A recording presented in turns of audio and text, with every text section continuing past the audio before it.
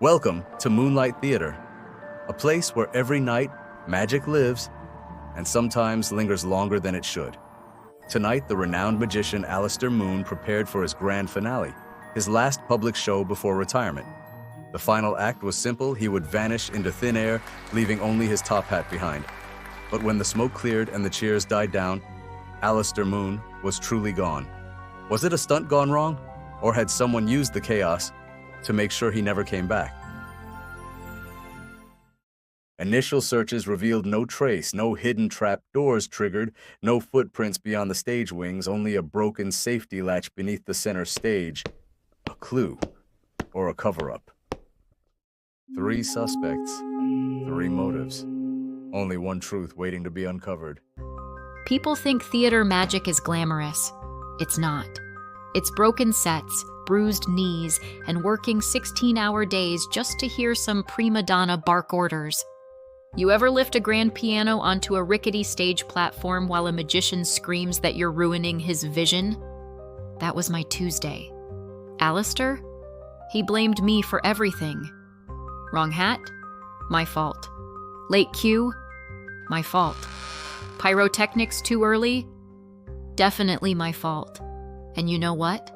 I still showed up every night, because that's what real professionals do. So yeah, maybe I dreamed about watching him trip over his own cape. Maybe I thought about how nice it would be if just once the curtain came down and stayed down. But dreams don't kill people. Keys go missing backstage all the time. Chaos like you wouldn't believe. Half the time, the cast is more dangerous than the props. Maybe someone took mine. Maybe they wanted it to look like I'd finally had enough. Maybe they figured I'd be the easy one to blame. But sabotage? That's not my style. I know better than anyone. In this business, you don't burn bridges. You let them collapse on their own. You work in the guts of a theater long enough. You stop believing in magic. It's not sparkles and sleight of hand. It's gears grinding, pulleys groaning, and cables that'll slice your fingers clean off if you don't respect them. Timing, precision, that's real magic. And it's ugly. It's dirty. Alastair Moon, he didn't care about any of that. He stood in the spotlight and soaked up the applause, while the rest of us sweated it out in the shadows. I spent 5 years making sure he didn't fall through a stage trapdoor by accident. 5 years triple-checking rigging so he didn't light himself on fire during one of his grand finales. 5 years keeping a crumbling theater stitched together with duct tape and prayer. And when I finally asked for a raise, a few extra bucks to keep the lights on back home, he laughed. Laughed right in my face, told me the show must go on, but it doesn't mean you get a bigger paycheck. Like I was part of the scenery, part of the floorboards. That wrench? Yeah, it's mine.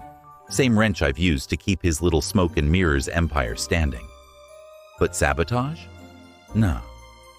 I don't wreck stages. I build them. I don't rig accidents. I rig illusions. Because without people like me, the spotlight doesn't shine. The rabbit stays in the damn hat.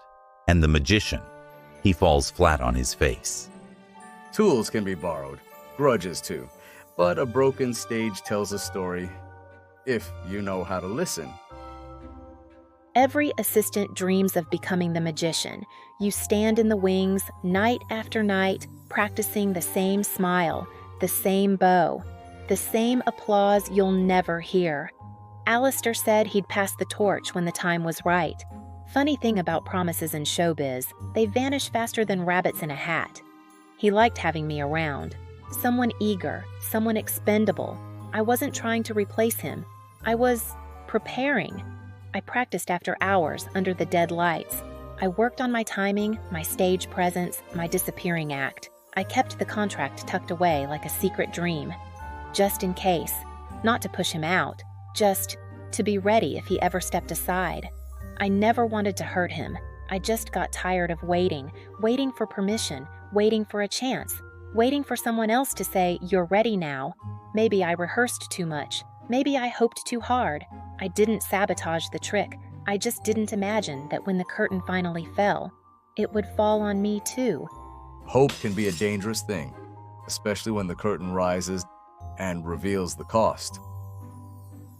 3 suspects, 3 motives, a missing key, a jammed trapdoor, a contract never signed. Who pulled the final string?